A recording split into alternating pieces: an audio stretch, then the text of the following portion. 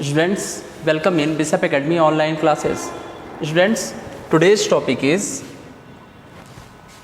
structure of chapter 2 structure of atom. Today's topic dual behavior of matter कि एक metal कैसे dual behaviour show करता है, means they can show matter behaviour and they can also shows wave behavior. Okay, let us see this one. सबसे पहले तो कुछ introduction which is given in your NCERT book, that is Louis de Broglie. Broglie ने dual nature के बारे में बताया था.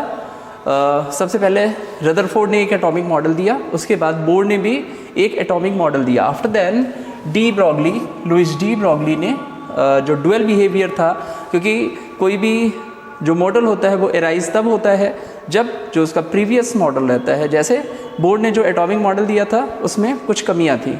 सो first of all about Louis de Broglie. Louis de Broglie a French scientist, studies history. First इनका सबसे पहले इनका सब्जेक्ट क्या था? History. As an undergraduate in early 1910th his interest turned to science as the result of his assignment to the radio communication in World War. He received his DRSC, Doctorate in Science, from the University of Paris in 1924. He was professor of theoretical physics at the University of Paris from 1932 until his retirement in 1962. उन्होंने Nobel prize find out किया था कब? 1929 में. तो this one is introduction. क्या पहले वो किसके स्टूडेंट थे? He was student of history. After then एक रेडियो कम्युनिकेशन वर्ल्ड वॉर में इनको क्या मिला? एक जगह अपॉइंटमेंट मिले. He join there. उसके बाद फिर इनका इंटरेस्ट आ गया साइंस में. Then he do DSc degree University of Paris in 1924. After then he find Nobel Prize in 1929. Okay. First of all, सबसे पहले तो ये समझना है कि जो लुइस डी ब्रॉगली ने एक कॉन्सेप्ट दिया था डुअल नेचर ऑफ एटम का, तो ये आया कहाँ से? सबसे पहले तो हमको डिमेरिट्स ऑफ बोर को एक बार फिर से रिवाइज करना पड़ेगा. तो डिमेरिट्स क्या थी बोर की? सबसे पहली ये डिमेरिट्स थी उनकी.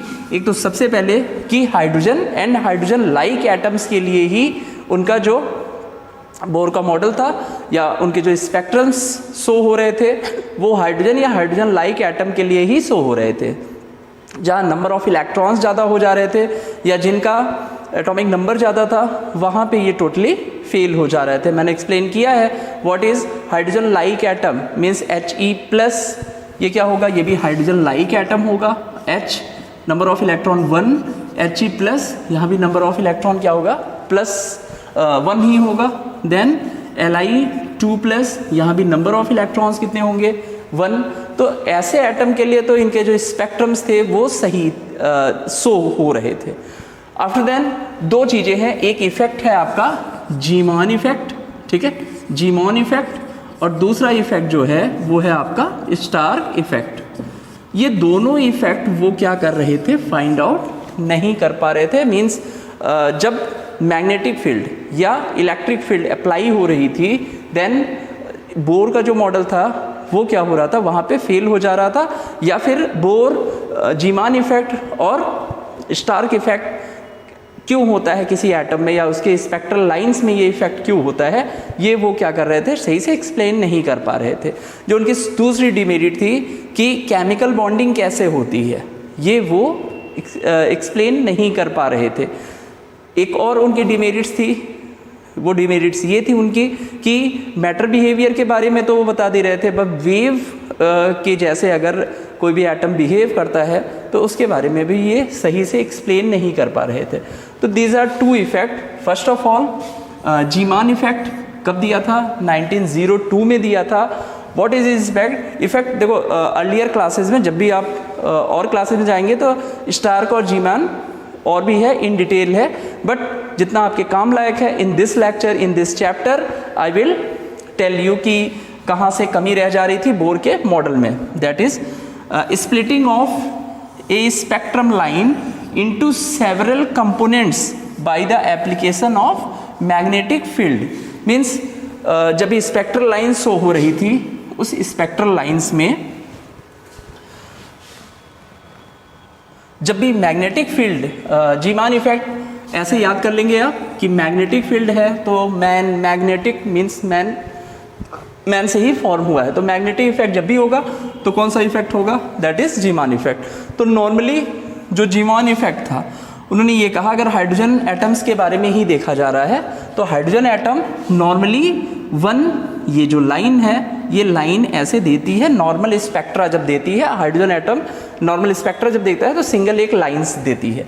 बट अगर हम यहाँ बात करेंगे कि हमने कोई मैग्नेटिक फील्ड यहाँ पे अप्लाई कर दिया है तो ये क्या होता है, बाइफर्केट हो जाता है, मोर देन वन लाइंस ये क्या करती है, देती हैं. इनको ऐसे भी कहते हैं हम पाई सिग्मा ऐसे भी कह सकते हैं, means more than one lines ये क्या करती हैं, शो करती हैं. तो जीमान इफेक्ट भी 2 टाइप्स का होता है, ठीक है. एक होता है आपका normal Zeeman effect and second one होता है आपका एनोमिलस जीमान इफेक्ट. तो 2 इफेक्ट्स ऐसे इस तरह से होते थे. तो नॉर्मली ऐसे हम इनको डिवाइड कर सकते थे.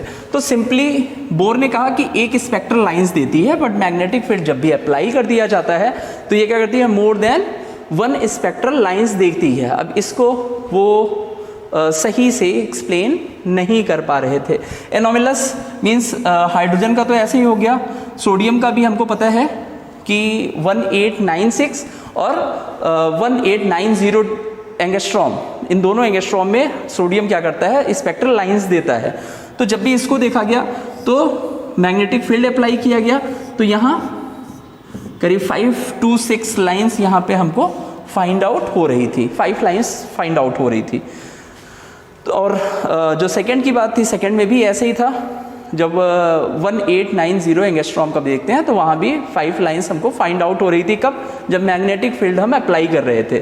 तो ये बोर ने नहीं एक्सप्लेन किया था कि जीमान इफेक्ट क्यों हो रहा है. तो अगर 2 लाइंस हैं तो वो लाइंस क्यों शो हो रही हैं, ठीक है. अब इनकी भी अपनी अपनी डिस्क्रिप्शन, जब आप फर्दर क्लासेस में जाएंगे तो वहाँ अपनी अपनी डिफिनीशंस होंगी.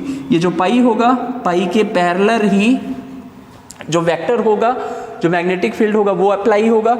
और जब सिग्मा की हम बात करेंगे तो ये इसके परपेंडिकुलर अप्लाई होगा, ठीक है. तो दीज आर नॉर्मली ऐसे समझिए कि ये एक्सप्लेन नहीं कर पा रहे थे. सेकंड जो बात की जा रही है कि स्टार्क इफेक्ट जो है, what is Stark effect. First of all see Johannes Stark proposed in 1919, okay.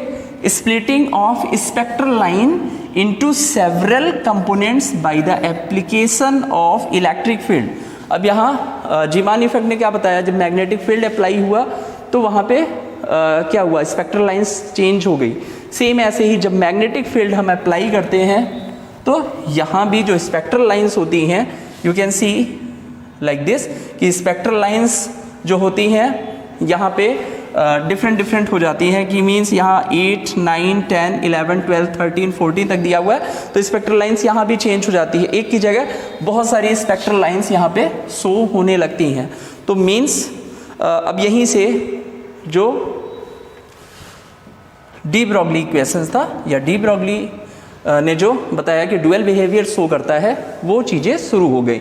Means जो भी डिमेरिट्स थी बोर की वो किस में अप्लाई हुई, डी ब्रॉगली ने उसको करेक्ट किया. Okay, let us see. Attempts have been made overcome the defect of Bohr's atomic model. These are based on the following 2 concepts, ठीक है. जब भी उनके डिफेक्ट से, बोर के डिफेक्ट से, ठीक है, दिस वाज कंफर्म कि जो बोर ने जो मॉडल दिया था वो रदरफोर्ड से अच्छा था. बट बोर्स में भी बहुत सारी लैकनेस, बहुत सारी कमियां, बहुत सारी डिफेक्ट्स रह गई थी. तो यहाँ पे जब एराइज हुआ तो 2 थ्योरीज एराइज हुई. एक तो ये हुआ कि dual behaviour of matter, that is de Broglie concepts. Next one Heisenberg uncertainty principle. ये 2 चीज़ें रहे. अर्लियर क्या हुआ, उसके बाद जो क्वांटम मैकेनिक्स आ गया, ठीक है, या इसको क्या कहते हैं, वेव मैकेनिक्स कहते हैं। तो इसने टोटल जो भी जितने भी कॉन्सेप्ट थे उन कॉन्सेप्ट्स को पूरी तरह से डिटेक्ट कर दिया, पूरी तरह से हटा दिया। First of all see dual behaviour of matter. De Broglie suggested that moving small particles like electrons, protons, neutron, dust particles are small balls etc have the properties of wave। देखो actually इन्होंने क्या कहा था कि जितने भी moving particles हैं सारे मूविंग पार्टिकल्स वेव का नेचर शो करेंगे, बट जिनका मास ज़्यादा होगा तो उनकी जो लैम्डा होगी वो क्या होगी, कम होगी। You can see in the expression the wave length lambda of the moving particle may be calculated from the following expression. Expression इन्होंने दिया lambda is equal to h upon mv। You know all the terms. lambda is the wavelength, h is the Planck constant, m is the mass and what is v? v is the velocity and जो mv है p equal to क्या होता है, p equal to mv। तो mv की जगह हम क्या लिख सकते हैं, we can write p। Okay next देखो जो बात मैं आपसे कह रहा था that is big particles like moving stone, a ball etc do not appear to show the properties of the wave। ये सारी चीज़ें जो मूविंग पार्टिकल्स बॉल हो गया, स्टोन हो गया, ये सब नहीं दिखा सकती क्यों, क्योंकि इनका मास ज़्यादा होता है। और जब भी h अपॉन p हम रखेंगे तो वहाँ पे क्या होगा कि m की वैल्यूज़ ज़्यादा होगी, इसीलिए वेव लैम्डा हो जाएगी और उसकी वैल्यू क्या होगी, बहुत ही ज़्यादा कम हो जाएगी। It is because the value of their mass is high, hence the wavelength of wave is too short to be measured. Therefore, de Broglie relationship has no significance in our daily life। इसीलिए ये अपने daily life के लिए नहीं significant है, important नहीं है। किसके लिए इंपॉर्टेंट है, जो स्मॉल पार्टिकल्स होते हैं, क्योंकि इनका मास क्या होता है, बहुत ही कम होता है। De Broglie equation is significant only for small moving particles such as electrons, protons and neutrons. The de Broglie relation shows that the wavelength of the matter wave decrease as its velocity increase। ठीक है, wavelength क्या होगी, decrease होगी जब भी इसकी velocity क्या हो जाएगी, बढ़ जाएगी। It also implies that for a given velocity heavier particle should have shorter wavelength than lighter particles. तो क्या होगा कि जो लैम्डा की बात कर रहे हैं, वेवलेंथ की बात हम कर रहे हैं, जो वैल्यू m की बढ़ेगी तो क्या होगा कि उनकी वेवलेंथ शॉर्टर होगी और जिनका मास जितना ज़्यादा रहेगा उसकी लैम्डा उतनी ही कम आएगी। The waves associated with the particles in motion are called matter waves और de Broglie waves. These waves differ from electromagnetic wave. Okay, let us see dual nature of radiation। light radiation exhibit the phenomenon of interference and diffraction। मैंने बताया आपको interference और diffraction के बारे में बताया मैंने। अगर दो वेव्स हैं और दो वेव्स अगर आपस में इंटरफेरेंस कर रही हैं, इट मीन्स ये वेव को क्या करेंगी, बढ़ा देंगी, क्योंकि अगर इसको पुट करके अगर इसमें डाल दिया जाए तो वेव जो रिजल्टिंग वेव्स होगी वो क्या होगी, मोर देन दिस। ठीक है, क्योंकि उसमें दो वेव्स है। On the other hand phenomenon of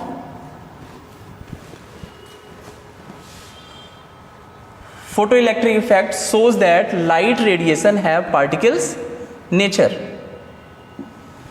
Thus light radiation passes wave as well as particle nature। It is called dual nature of radiation। To calculate mass of a photon, photon का मास हम कैसे calculate कर सकते हैं, हमारे पास दो चीज़ें हैं। एक है energy of photon that is E equal to H nu, आपने पढ़ा है।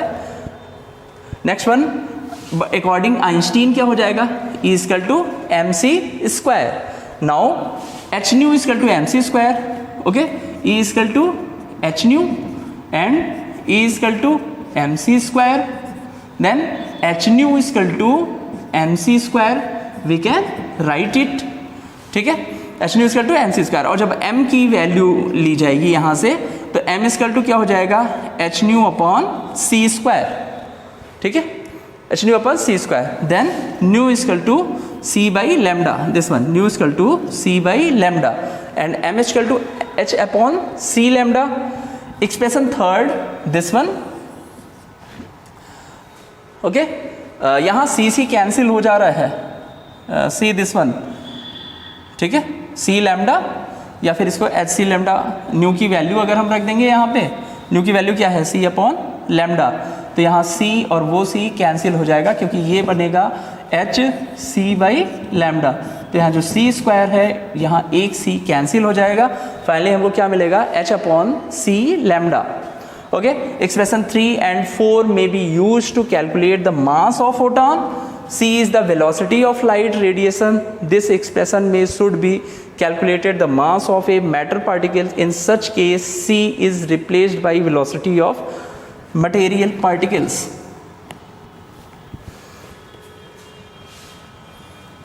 Next one. Okay, let us see experimental evidence for the dual nature of electrons.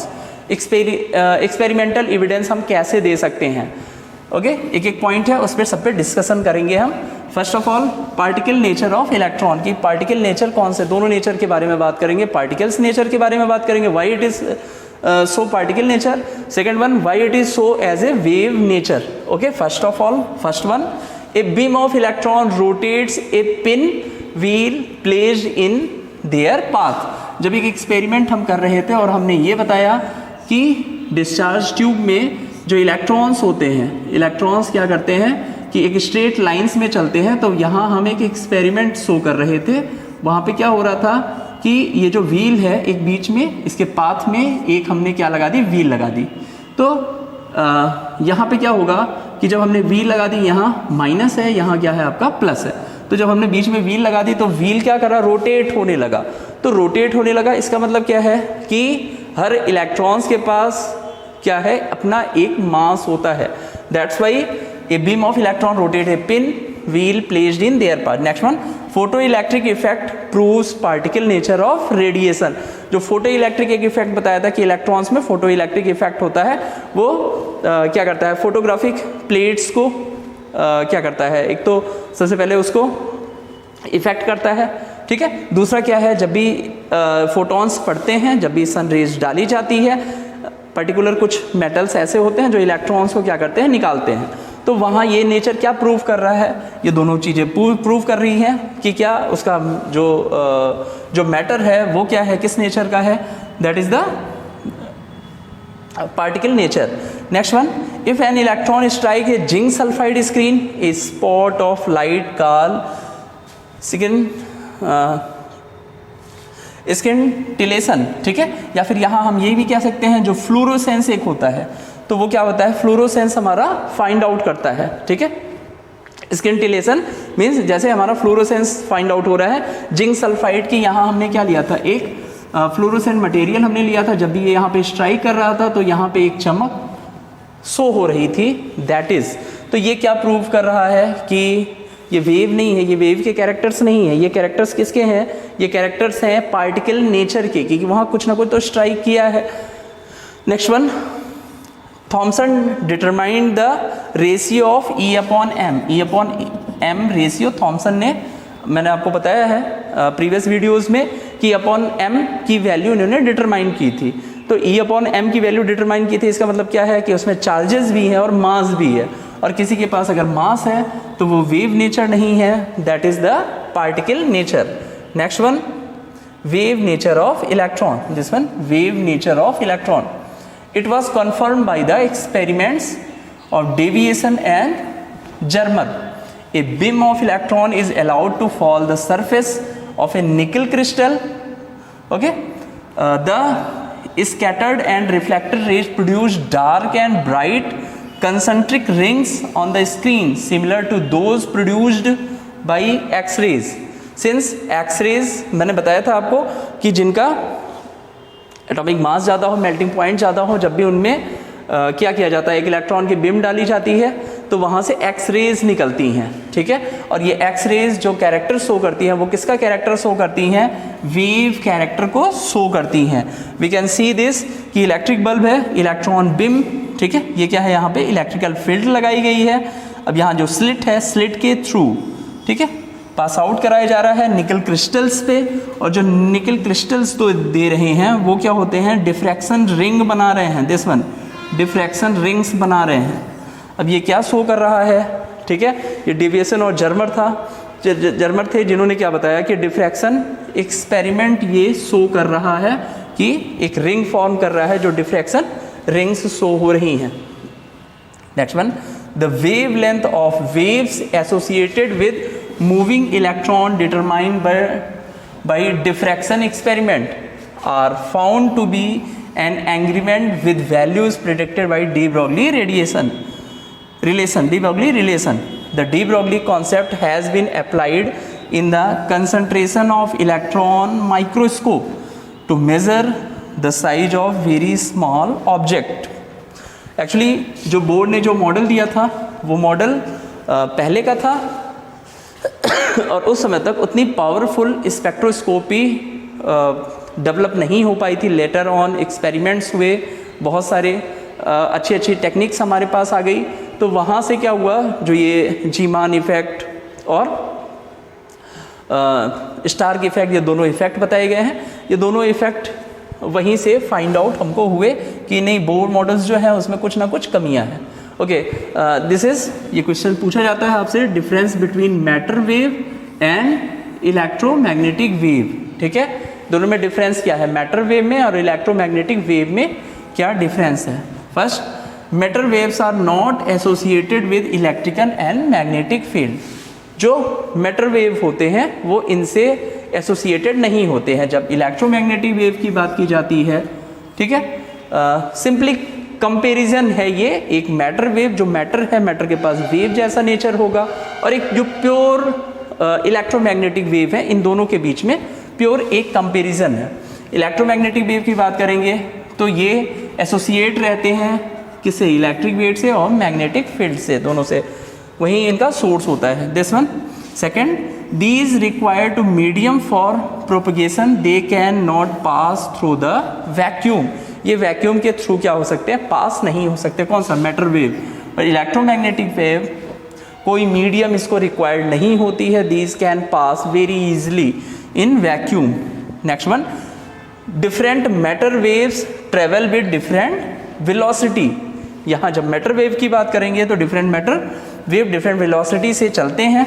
यहाँ all the electromagnetic waves have velocity equal to that of light.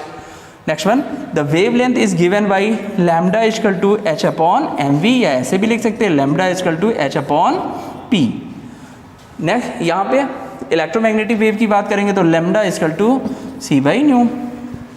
Next one, matter waves do not leaves the moving particles, matter waves are not emitted by the particles। और electromagnetic wave की बात करेंगे, electromagnetic waves are emitted by the source, एक source होता है उससे वो क्या होते हैं, निकलते हैं। नेक्स्ट वन, एक और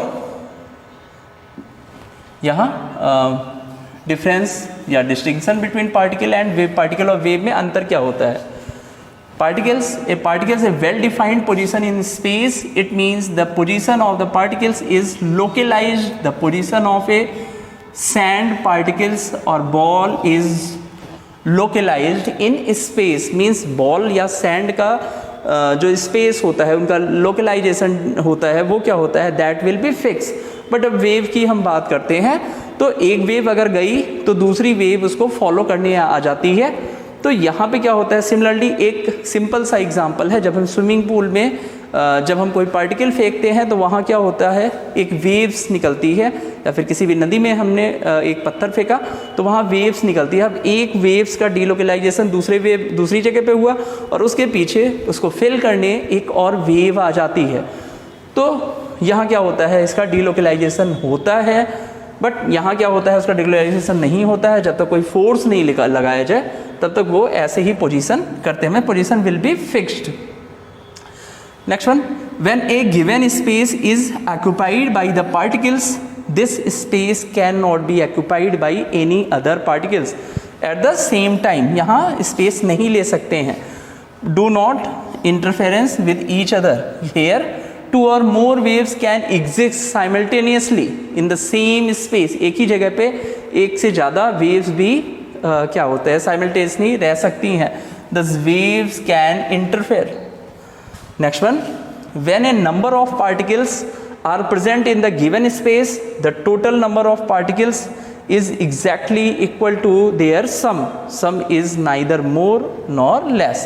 Next one, when a number of waves are present in a given region of space, the resultant wave cannot be smaller or larger than the individual waves. It is due to the interference of waves. Interference may be destructive or constructive. ठीक है, destructive और constructive means जब ये मिल रही हैं तो they are जब आपस में वो मिल रही हैं तो वहाँ क्या होगा डिस्ट्रक्टिव, और दूसरा क्या होगा कंस्ट्रक्टिव होगा. Next one, derivation of de Broglie equations. Energy of photon is given by E equal to H nu. ठीक है, डेरिवेशन हम कैसे करेंगे अकॉर्डिंग टू द आइंस्टाइन. ये दोनों चीज़ें इससे पहले ही बताई गई, E equal to H nu और E equal to M C square. तो H nu equal to M C square simply value हम पुट कर सकते हैं. ठीक है, H nu equal to M C square. Here H C by lambda equal to M C square, we can write it. ठीक है, किसकी value लिखी गई यहाँ पे, न्यू की वैल्यू लिखी गई. न्यू की वैल्यू कैसे लिख सकते हैं, सी बाई लैम्डा इस फॉर्म में लिख सकते हैं. Here lambda equal to H upon M C. ठीक है, जब लैम्डा की बात करेंगे यहाँ पे, जब लैम्डा की बात करेंगे तो ये क्या हो जाएगा एच अपॉन एम सी.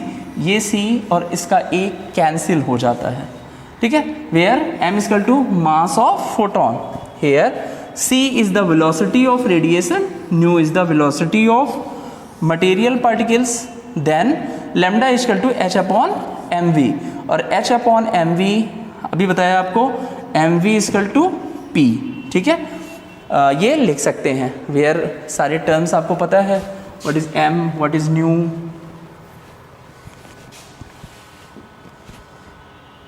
ठीक है, एक derivation of Bohr's postulate from de Broglie equation यहाँ से भी हम कर सकते हैं.